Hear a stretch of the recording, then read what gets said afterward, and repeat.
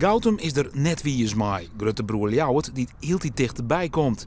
De Nijenwiek de Zuidland roept in het dorp al jaren verzet op. En dan kan het helpen dat er een soort graaidevogels in het gebied zitten. Bij bouwplan moet der compensatiegroen verzacht worden. Ljouwert had er wel naar akkoord sletten, maar de provincie.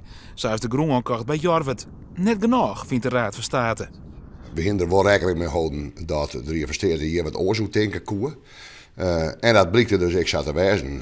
Wij moeten nu nog een 40 hectare extra compenseren voor een deel van het gebied in het Zuidland. Het zou betekenen dat er echt op zoek moet worden gegaan naar nieuwe gronden. Dus met andere boeren ook contacten moeten worden gezocht. Ja, dan zal dat misschien nog wel eens een lastig verhaal kunnen worden. Ljouwert had ervoor een jelje de tiert kregen van de Raad van State.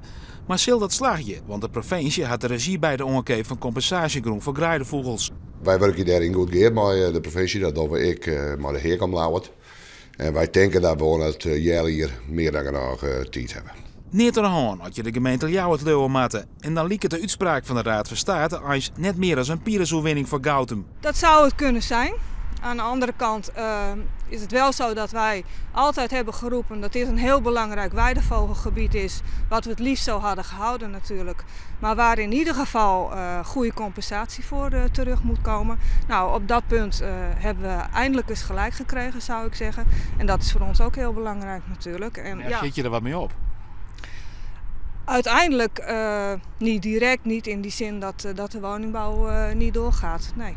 De gemeente Ljouwert denkt dat het bouwproject geen vertraging opbrengt en zou als pland takom hier beginnen kan.